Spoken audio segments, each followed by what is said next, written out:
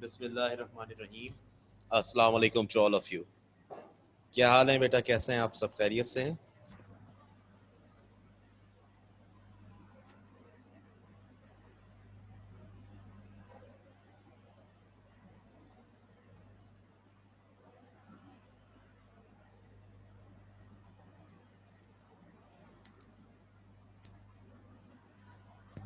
जी वालेकुम अस्सलाम बेटा, क्या हाल है? ठीक ठाक।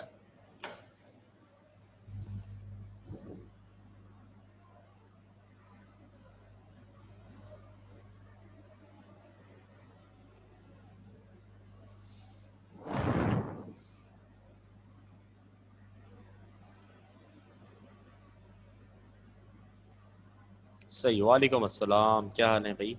अरीशा। जी बेटा, तो लास्ट टाइम हमारा कौन सा टॉपिक चल रहा था? कौन सी एक्सरसाइज और कौन सा क्वेश्चन, बताइएगा ज़रा। अल्हम्दुलिल्लाह, मैं भी ठीक हूँ बेटा।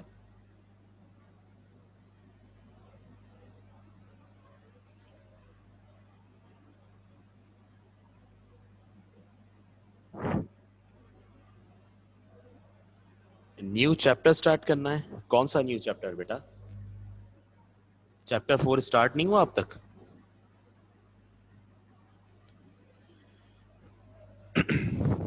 चैप्टर 4 अब तक स्टार्ट नहीं हुआ?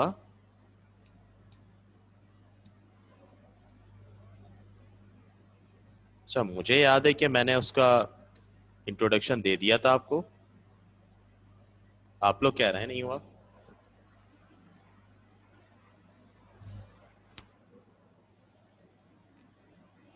चलें ठीक है, अगर स्टार्ट नहीं हुआ तो अभी इसको स्टार्ट कर लेते हैं।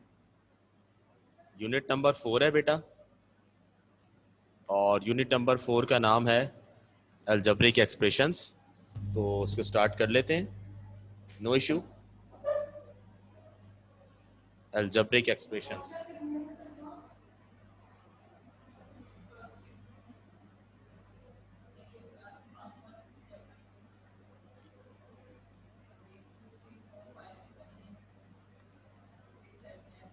ठीक है बेटा, ये नाम है इसका, अलजेब्रिक एक्सप्रेशंस। कि मेरे जहन में नहीं था, मैं समझा कि अभी आप लोग जो हैं वो इस पर आ चुके हैं, लेकिन ये कि अब आपने बताया है तो इसको हम चेंज कर लेते हैं, कोई बात नहीं। यहाँ से अलजेब्रिक एक्सप्रेशन, और यहाँ पर भी हम ले आते हैं इसकी हेडिंग को। ठीक है जनाब। अच्छा जी, ये हो गया। यहाँ पर भी हेडिंग हो गई हमारे पास यूनिट 4 की। हमने स्टार्ट नहीं बता दिया बेटा। आप लोग जब तक ये सोचें कि what is an algebraic expression, algebraic expression होता क्या है, ज़रा ये बताइए। अलजेब्रिक एक्सप्रेशन क्या होता है? जी, what is an algebraic expression, पता है किसी को? यूनिट 3 बाद में करेंगे, पहले ये करेंगे।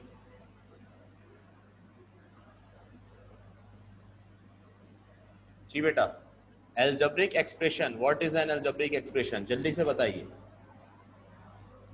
क्या होता है। आवाज आ रही है मेरी? हम्म, बताएं अलजेब्रिक एक्सप्रेशन के बारे में। Multiplication with variables, multiplication with variables. अच्छा, और कोई चीज, और कुछ?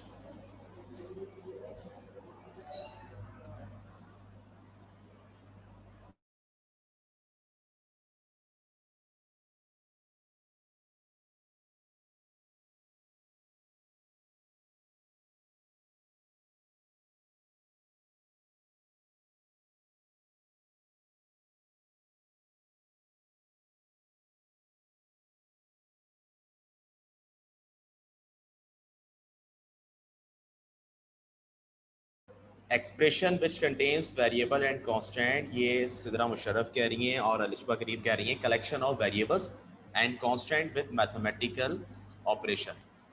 ठीक है।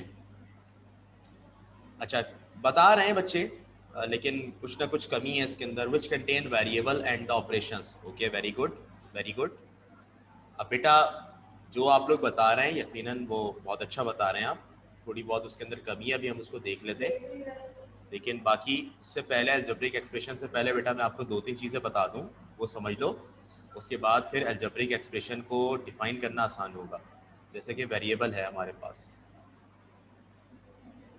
वेरिएबल, बेटा वेरिएबल क्या होता है और कांस्टेंट क्या होता है और कोफिशिएंट क्या होता है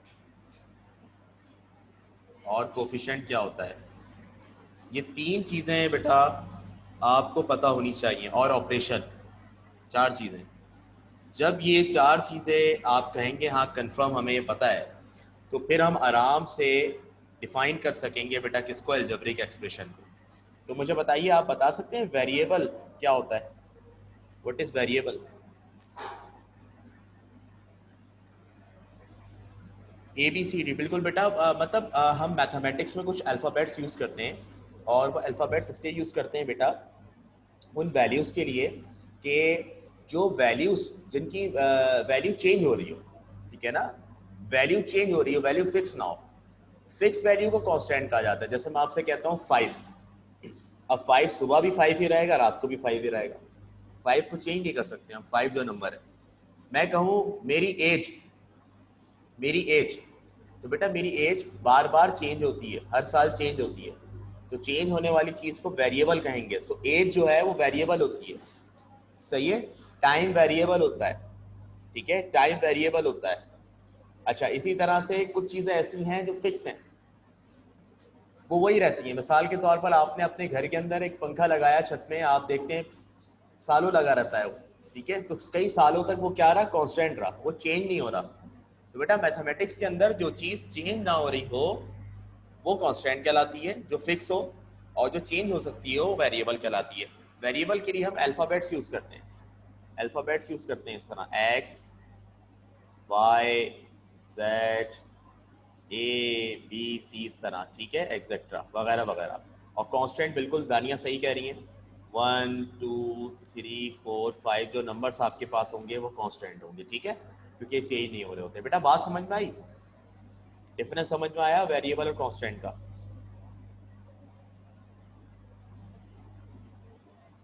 हाँ भाई, सबकी समझ में आया? सब जवाब दें। अरसम का आसमानी, बेटा कहाँ गायब हो, क्लासों में क्यों नहीं आ रहे?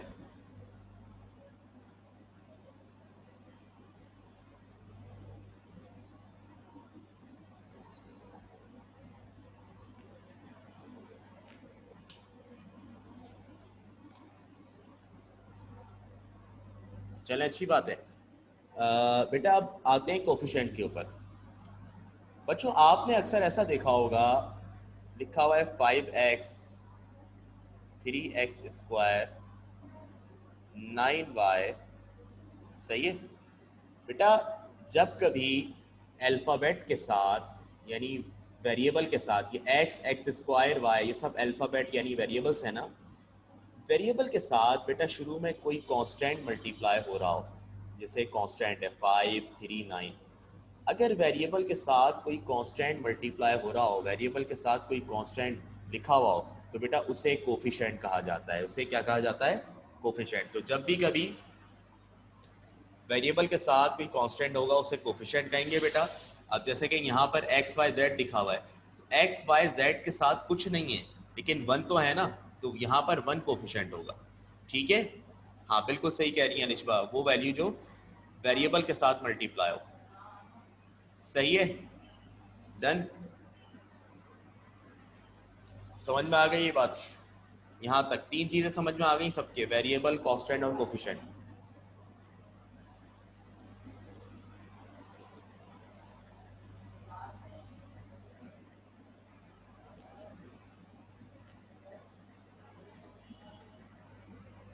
जी बेटा बताइए।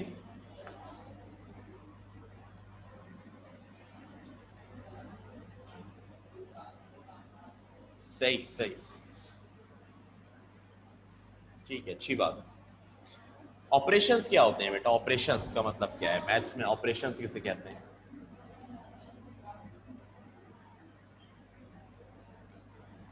What are operations?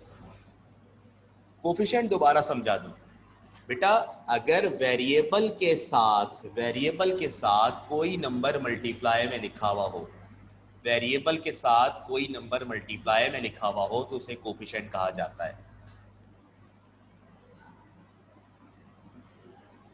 Yes, operations का मतलब प्लस माइनस मल्टीप्लाई डिवाइड, बिल्कुल, प्लस माइनस मल्टीप्लाई डिवाइड, ये सब मैथ्स में क्या होते हैं, ऑपरेशंस होते हैं। बस ये चार चीजें अब आपने समझ ली ना। अब हम डिफाइन कर देंगे अलजेब्रिक एक्सप्रेशंस को। बेटा अलजेब्रिक एक्सप्रेशन क्या होता है बेटा, कलेक्शन ऑफ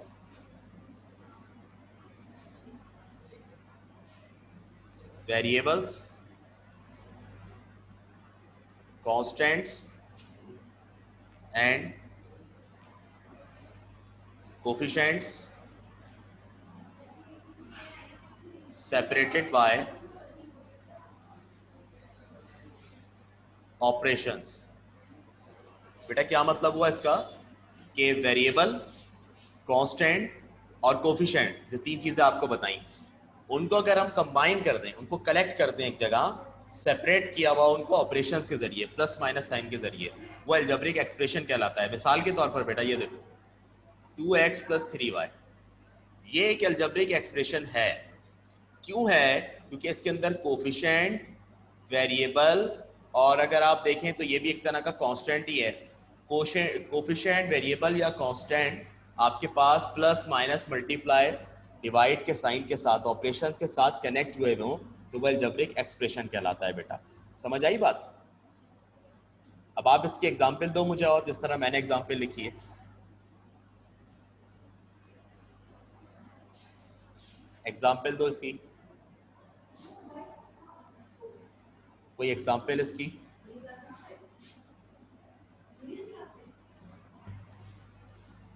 कौन सी class?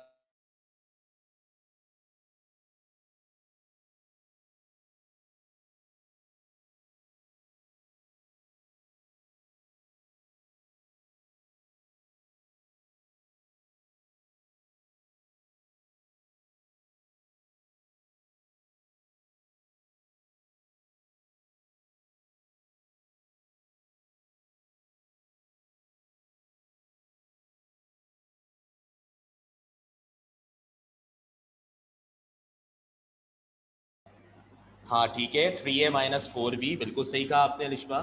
4p + n - ny, wow, that's good, that's good. n लिख रही थी बेटा या कोई नंबर लिख रही थी? n ही लिख रही थी, फिर भी सही है। 4y - 5n, सुमैया कह रही है, और दानिया कह रही है 12x + 15y। और बॉयज क्या आज स्लीपिंग मोड के अंदर हैं?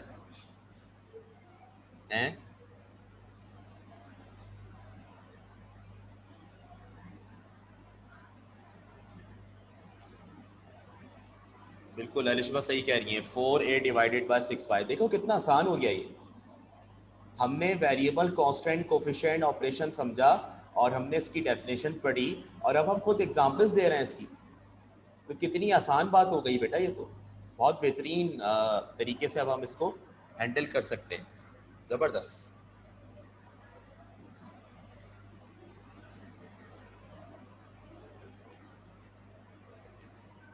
चलें अब मैं आपको मजीद बता देता हूँ बेटा। ये तो अलजेब्रिक एक्सप्रेशन हो गया। अब आगे बढ़ते हैं बेटा। अब बात करते हैं काइंड्स ऑफ अलजेब्रिक एक्सप्रेशंस की। Kinds of algebraic expressions. Kinds of algebraic expression. ठीक है बेटा। अब अलजेब्रिक एक्सप्रेशन की बेटा तीन काइंड्स हैं, जिनमें से पहली काइंड मैं आपको पढ़ाने लगा हूँ, और वो हमारे पास है पॉलिनोमियल। पॉलिनोमियल बेटा, पॉलिनोमियल नाम तो सुना होगा आपने।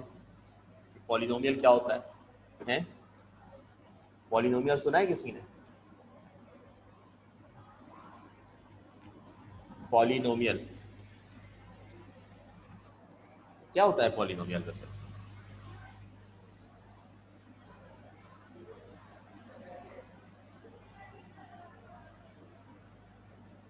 हाँ भाई,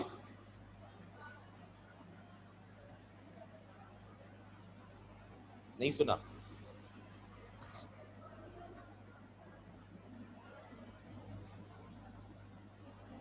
किसी ने भी नहीं सुना? More than three? कुछ सही बता रही हो लेकिन बेटा थोड़ा सा अधूरा है।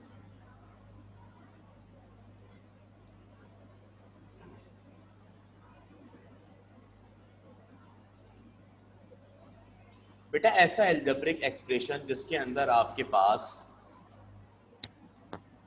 कोफिशिएंट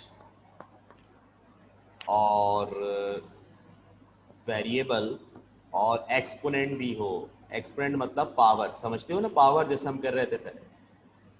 कोफिशिएंट भी हो, वेरिएबल भी हो, पावर भी हो। और बेटा जो पावर है आपके पास, वो पावर मुस्तकिल डिक्रीज हो रही हो। जैसे मिसाल के तौर पर ये 5x गोल्ड लिखा हुआ है, तो नेक्स्ट टर्म में ये इस तरह हो जाए 3x स्क्वायर, और इसी तरह से 2x। देखो बेटा पावर इंक्रीज डिक्रीज हो रही है इसकी।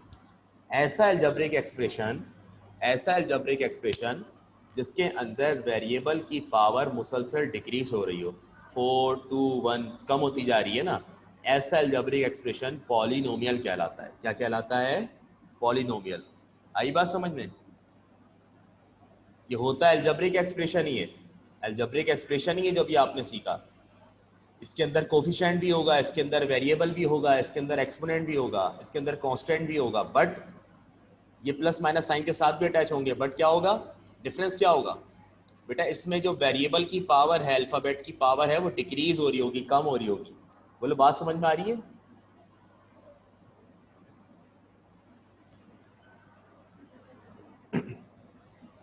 सही है।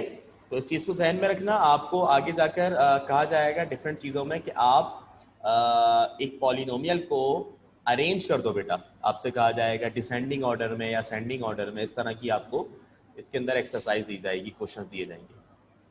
ठीक है बेटा, ये है आपके पास पॉलिनोमियल।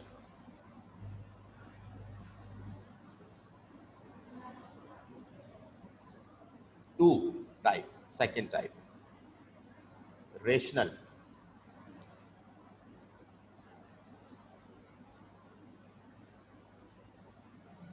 Rational expression.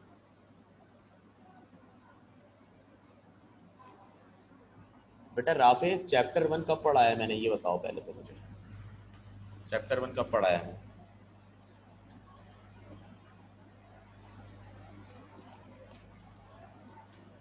पढ़ाया है क्या मैंने? नहीं ना? कौन सा पढ़ाया था सबसे पहले?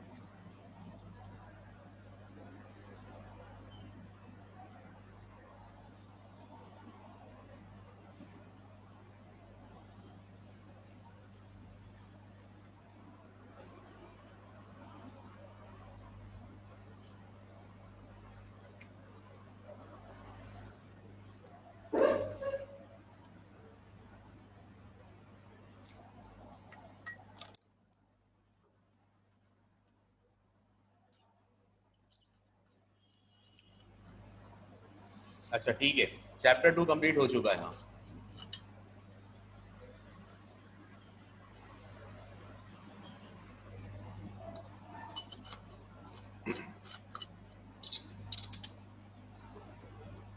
हाँ बेटा मैं बता देता हूँ पॉलिनोमियल फिर से।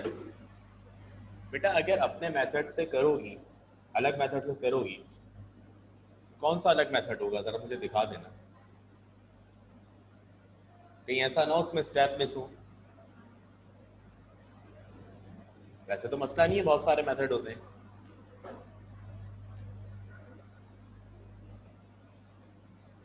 मगर मुझे जो है ना दिखा देना कि भाई मैं इस मेथड से कर रही हूँ सर, ठीक है? व्हाट्सएप के थ्रू, जिस तरह मैंने आपको कांटेक्ट किया था वो इसीलिए किया था कि आप लोग इजीली मुझसे पूछ सकें वहाँ पर, ठीक है? तो मुझे सेंड कर दीजिएगा पिक उसकी, जो भी आप पूछना चाह रही है। सही है बेटा। पॉलिनोमियल फिर बता देता हूँ, ऐसा अलजेब्रिक एक्सप्रेशन जिसके अंदर वेरिएबल की जो पावर है, वेरिएबल की पावर मुसलसल डिक्रीज हो रही हो, वेरिएबल की पावर डिक्रीज हो रही हो, कम हो रही हो, ये आपके पास 4 2 1 पावर कम हो रही है, वेरिएबल की पावर कम हो रही है, तो ऐसा एक्सप्रेशन क्या कहलाता है? पॉलिनोमियल। ठीक है, मैं दे देता हूं यहाँ पे।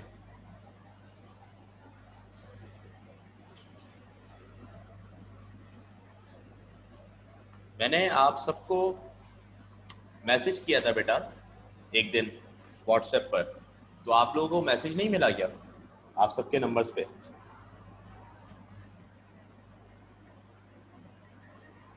किसी को भी नहीं मिला क्या?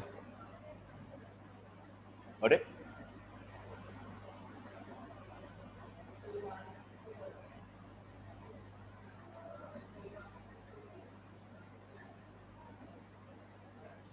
फिर कहाँ गया वो मैसेज? हैरत की बात है, मैं करूंगा फिर आज।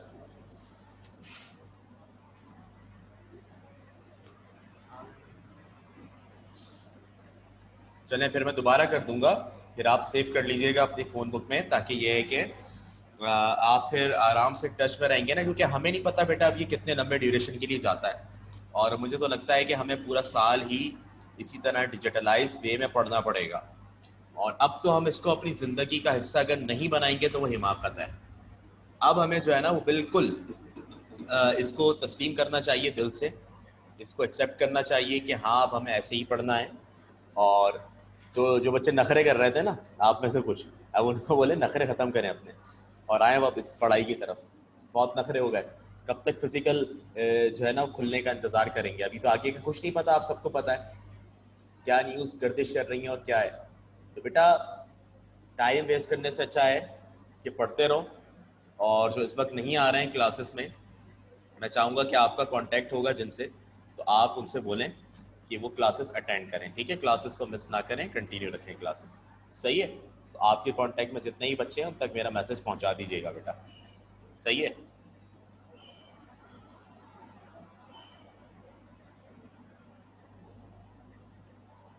चले अब रेशनल एक्सप्रेशन पे आते हैं बेटा।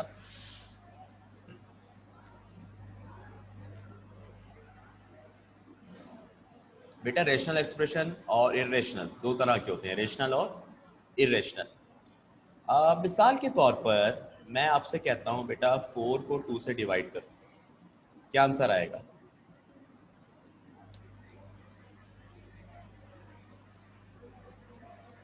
क्या आंसर आएगा 4 को 2 से डिवाइड करके?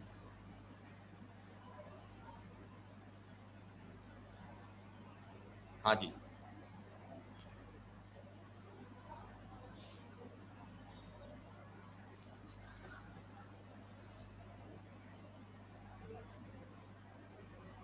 टू आएगा।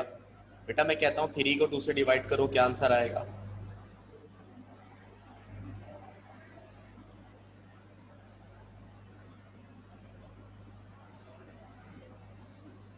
3 को 2 से डिवाइड करके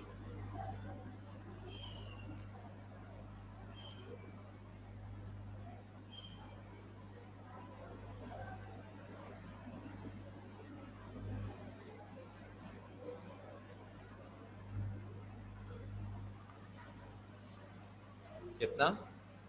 1.5। ठीक है, 1.5 आएगा। और अगर मैं आपसे कहता हूँ बेटा 4 को 3 से डिवाइड करो, 4 को 3 से, तो क्या आएगा? हाँ भाई, 4 को 3 से डिवाइड करना है, 4 डिवाइडेड बाय 3 कितना आएगा?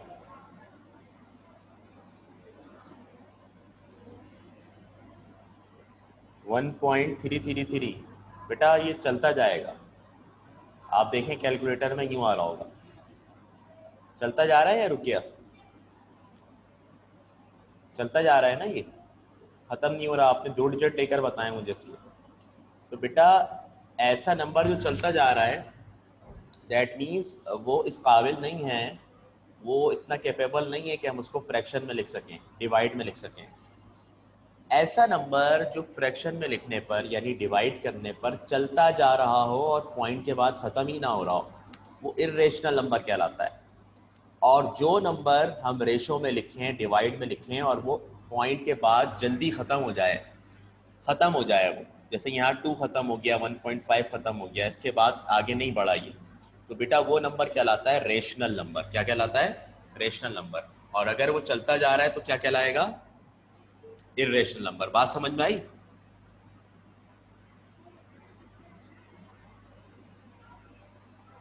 सही है। तो रेशनल नंबर ये हो गया और इर्रेशनल नंबर ये हो गया। सबको क्लियर है तो यस कर दें। रेशनल और इरेशनल। जी बेटा।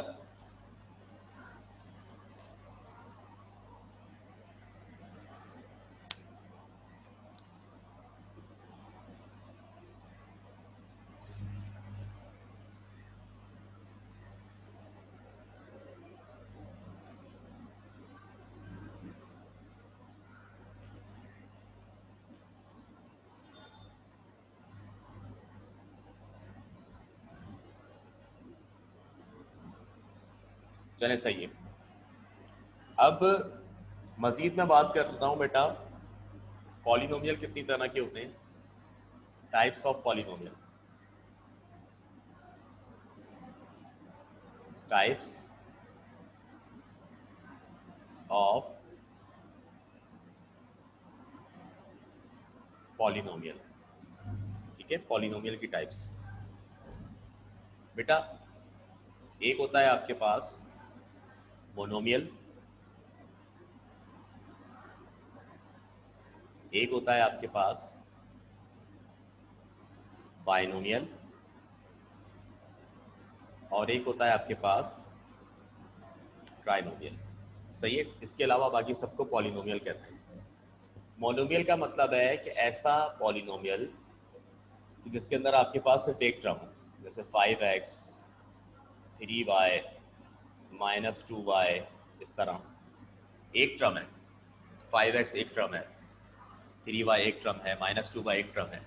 एक टर्म होगी अलजेब्रिक एक्सप्रेशन में तो वो मोनोमियल कहलाएगा। और बाइनोमियल क्या होता है बेटा? बाइनोमियल में दो टर्म्स होती हैं। जैसे मैं बोलूँ आपसे x+3 y-4, ठीक है, और x-7।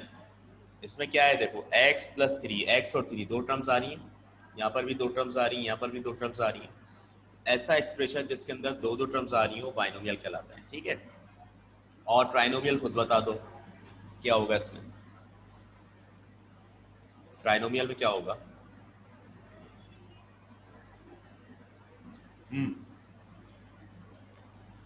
क्या होगा ट्राइनोमियल?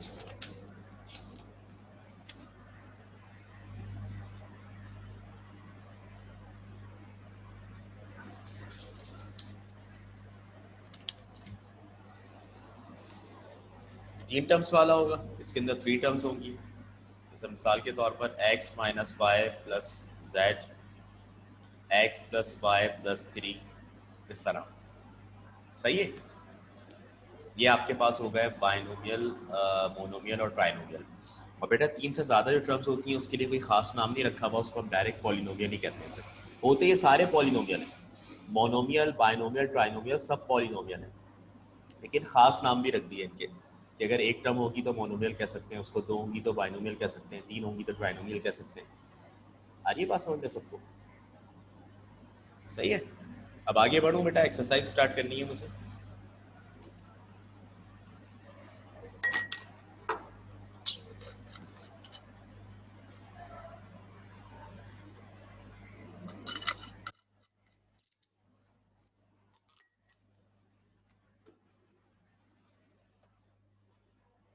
ओके बेटा, पहले मैं आपको पढ़ाऊंगा 4.2, 4.1 बाद में पढ़ाऊंगा। 4.2 आप देखिएगा, मैं स्टार्ट करने जा रहा हूँ अपने पास। इसको लिखिएगा, हेडिंग डालिएगा, एक्सरसाइज 4.2, क्वेश्चन नंबर 1। कह रहे हैं right the following algebraic expressions in ascending order with respect to a. First part है 2a³ plus 4ay² minus 5a² ठीक है सॉल्यूशन। बेटा ये देखो, अब इसमें कह रहे हैं कि जो फॉलोइंग अलजेब्रिक एक्सप्रेशंस हैं, जो आपको नीचे अलजेब्रिक एक्सप्रेशंस दिए जा रहे हैं, इनको आपने असेंडिंग ऑर्डर में अरेंज करना है विद रिस्पेक्ट टू ए के लिहाज से। बेटा सुनना ज़रा गौर से, ए के रिस्पेक्ट से, ए के लिहाज से इन तमाम अलजेब्रिक एक्सप्रेशंस को असेंडिंग ऑर्डर में अरेंज करना है। पहले तो ये बता दो कि ये असेंडिंग ऑर्डर होता क्या है। बच्चे बड़ा घपला करते हैं इसमें असेंडिंग और डिसेंडिंग के अंदर। हाँ भाई सही कह रही है तानिया।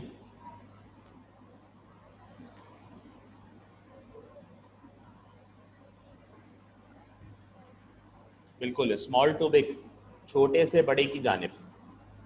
1 से 5 की तरफ जाएंगे तो ये असेंडिंग ऑर्डर होगा, लेकिन 5 से 1 की तरफ जाएंगे तो ये डिसेंडिंग ऑर्डर होगा बेटा। ठीक है, बात समझ में आ रही है? ओके बेटा, अब उन्होंने हमें क्या बोला है कि उन्होंने जो अलजेब्रिक एक्सप्रेशन दिया हुआ है बच्चों, उसको हमने असेंडिंग ऑर्डर में अरेंज करना है ए के लिहाज से। बेटा यहाँ दो वेरिएबल इस्तेमाल हो रहे हैं, ए और वाई। तो हो सकता है हम वाई के हिसाब से अरेंज कर देते, हो सकता है हम ए के हिसाब से अरेंज कर देते, लेकिन उन्होंने वाज़ेह कर दिया विद रिस्पेक्ट टू ए के लिहाज से करना है, वाई की पावर को नहीं देखना। ए के लिहाज से करना है तो ए की पावर को देखेंगे। असेंडिंग ऑर्डर का मतलब ए की सबसे छोटी पावर कौन सी है तीनों टर्म्स में से, सबसे छोटी पावर कौन सी है उसको सबसे पहले लिखेंगे।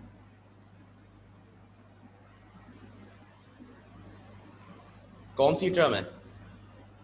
4ay²। देखो 4ay² जो टर्म है इसमें ए की पावर सबसे कम है 1, फिर यहाँ ए की पावर 2 है उससे बड़ी, फिर ए की पावर 3 है उससे बड़ी। तो ये वाली टर्म लिख ली। इसके बाद कौन सी लिखेंगे? 5a² जिसमें ए की पावर 2 है माइनस 5a² फिर तीसरी जिसके अंदर ए की पावर और बड़ी है प्लस 2a³ बेटा ये आपका आंसर हो गया। समझ में आई बात किस तरह अरेंज करना है? पहले ए की सबसे छोटी पावर देखेंगे, वो वाली टर्म लिख देंगे, फिर उससे बड़ी पावर वो टर्म लिख देंगे, फिर उससे बड़ी पावर वो टर्म लिख देंगे। आ रही है बात समझ में?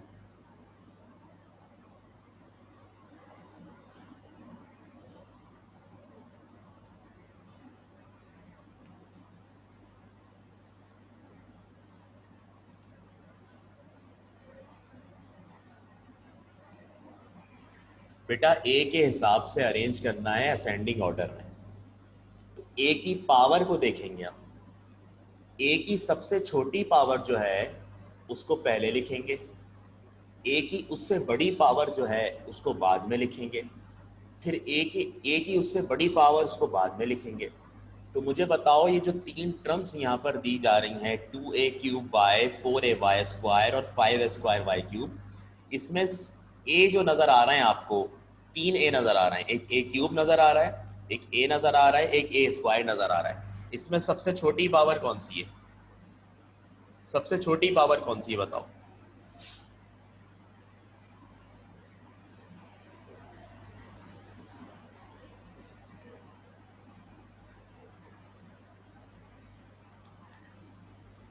जी बेटा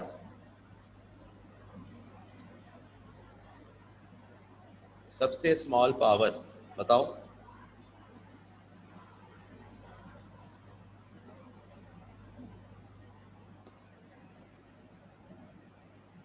हाँ भाई स्मॉल पावर आर। आर कहाँ है इसमें?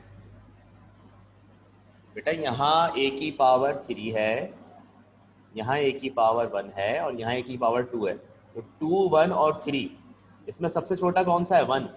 यानी ये वाली जो टर्म है 4ay² ये सबसे छोटी है, इसको पहले लिख देंगे। अब 1 से बड़ी पावर 2 इस टर्म में आ रही है, तो 5a²y³ उसके बाद लिख देंगे, फिर उसके बाद 2a³ आए। इस तरह अरेंज होगा ये। बोलो अब आया समझ?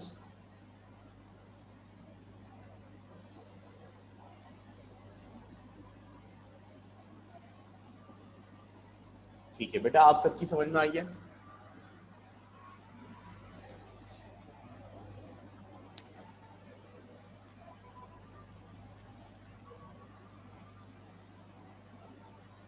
चलो मैं 2 भी बता देता हूँ,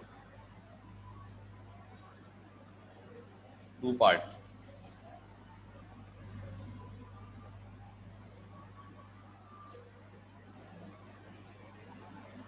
part 2, 3x² minus ay² minus 2a4 plus 4a² z²। ठीक है, सॉल्यूशन।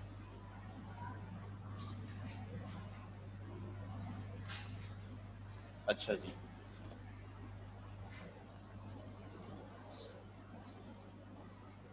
अब बताएं, इसमें असेंडिंग ऑर्डर में अरेंज करना है। सबसे छोटी पावर कौन सी टर्म सबसे पहले लिखेंगे?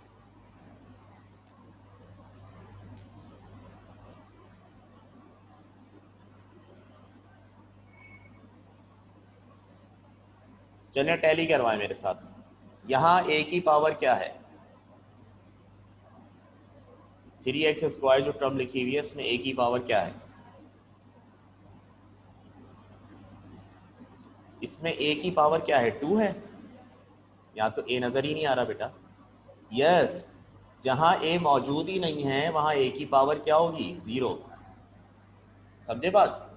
जहां a मौजूद ही नहीं है वहां a की पावर 0। जहां y मौजूद ही नहीं है वहां y की पावर 0। जो चीज जहां मौजूद नहीं है वहां उसकी पावर 0 होती है बेटा। वहां उसकी पावर क्या होती है? 0 होती है। तो यहाँ a मौजूद नहीं है इस टर्म में, तो यहाँ a की पावर 0 होगी। आगे बढ़े, ay², इसमें a की पावर कितनी है? 1। यहाँ पे a की पावर कितनी है? 4। यहाँ पे a की पावर कितनी है? 2। अब मुझे बताओ बेटा कि इसमें सबसे छोटी कौन सी पावर है?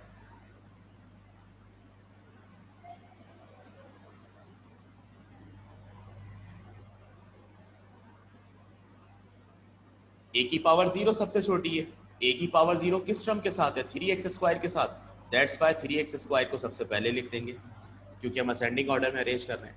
उसके बाद 0 के बाद a की पावर 1 वाली ये टर्म है, तो इसको बाद में लिख देंगे माइनस ay²।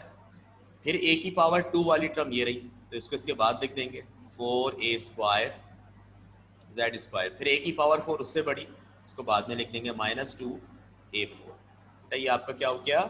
आंसर हो गया। बोलो, समझ आई बात? इस तरह अपने पास ऊपर लिख लिया करो पहले।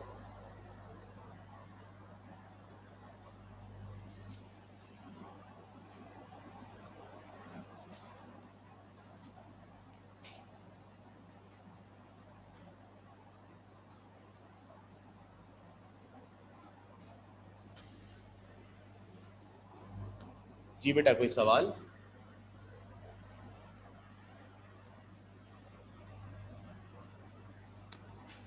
अब बाकी जो इसके पार्ट्स हैं बेटा, क्वेश्चन नंबर 1 के 3, 4 और 5 वो आप खुद कर लेंगे। 3, 4 और 5 आपने खुद करने, इसी कॉन्सेप्ट पर मैंने आपको सिखा दिया है। अब मैं क्वेश्चन 2 आपको बता देता हूँ। क्वेश्चन नंबर 2, क्वेश्चन नंबर 2 इसमें कह रहे हैं right the following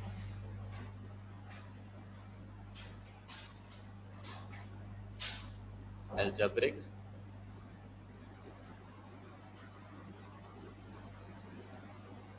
expressions in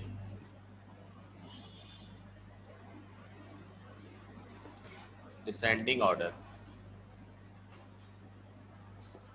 with respect to the given variables। Given variables, ठीक है। अच्छा, x² plus x³ minus 2x minus 1। बेटा इसमें कह रहे हैं कि आपने फॉलोइंग अल्जेब्रिक एक्सप्रेशंस को, जो अल्जेब्रिक एक्सप्रेशंस आपको गिवन हैं उनको आपने लिखना है डिसेंडिंग ऑर्डर के अंदर। किस ऑर्डर में? डिसेंडिंग ऑर्डर में, with respect to the given variable. Given variable के रेफरेंस से, गिवन वेरिएबल के हिसाब से आपने इनको डिसेंडिंग ऑर्डर में लिखना है। बेटा डिसेंडिंग ऑर्डर क्या होता है? यस दानिया, आपने इस दफा भी सबसे पहले जवाब दिया, very good. Big to small, बड़े से छोटे की तरफ। अब उन्होंने पहले वाले सवाल में बेटा क्या कहा था, विद रिस्पेक्ट टू, देखो विद रिस्पेक्ट टू ए कहा था सवाल में, यानी ए के हिसाब से करें। यहाँ पर बेटा वेरिएबल ही एक है एक्स, एक्स के अलावा कुछ इस्तेमाल नहीं हो रहा, पहले ए और वाई इस्तेमाल हो रहा था, अब सिर्फ एक्स इस्तेमाल हो रहा है। तो उन्होंने कहा है with respect to the given variable, जो वेरिएबल आपको गिवन है उसी के हिसाब से करें। तो अब एक्स की पावर के हिसाब से हम इसको डिसेंडिंग ऑर्डर में अरेंज करेंगे। तो मुझे बताएं सबसे पहले मैं क्या लिखूंगा, सबसे पहले क्या लिखूंगा बताएं। एक्स क्यूब, बिल्कुल। उसके बाद एक्स स्क्वायर, बिल्कुल। फिर -2x, फिर -1। 1 क्यों लिखेंगे पर बेटा, डिसेंडिंग ऑर्डर में अरेंज कर रहे हैं। डिसेंडिंग का मतलब बड़ी पावर सबसे पहले लिखेंगे। सबसे बड़ी पावर कौन सी है, एक्स क्यूब है ना, 3, उसके बाद 2, फिर 1, फिर 0। सही है, ये हमारे पास अरेंज हो गया डिसेंडिंग ऑर्डर में।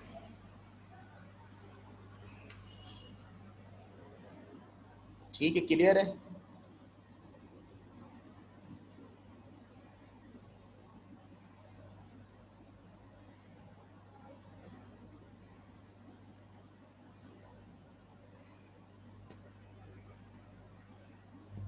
सही है बेटा, डन। कोई इश्यू तो नहीं, बता दो वरना अभी।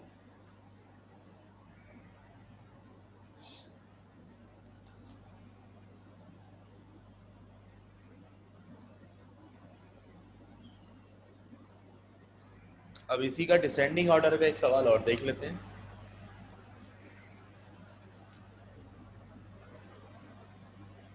पार्ट 2 देखिएगा।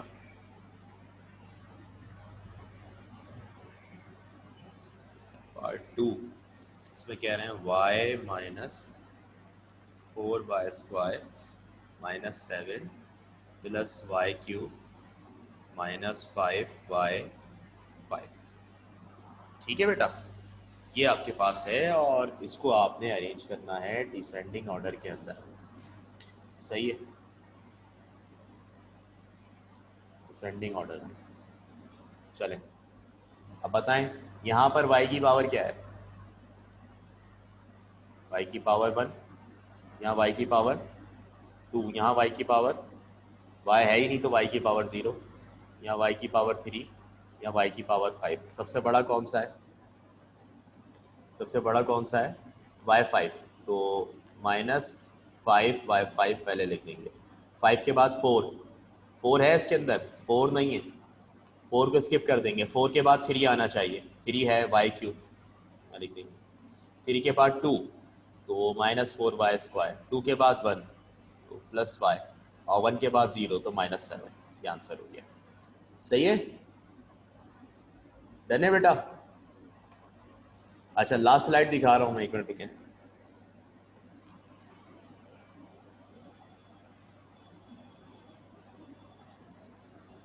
ये लो लास्ट स्लाइड।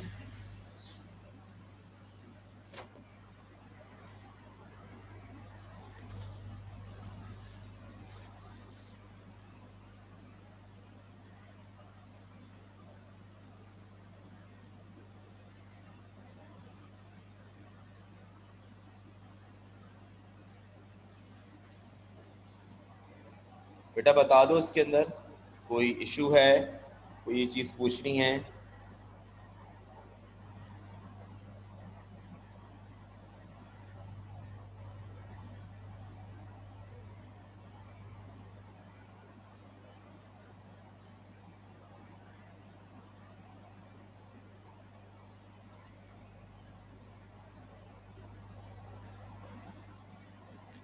नो,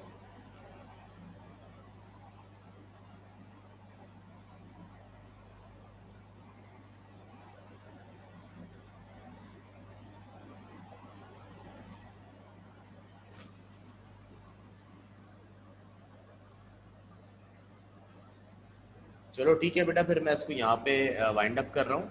अच्छा, और जो सवाल करने को दिए हैं वो कर लेना। क्वेश्चन नंबर 1 का जो मैंने पार्ट दिया है, 3, 4, 5 पार्ट करने के लिए दिए हैं, वो कर लेना।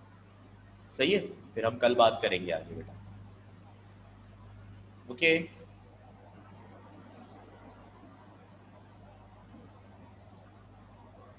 चलें फिर अपना ख्याल रखिएगा, कल मिलते हैं। अल्लाह हाफिज़।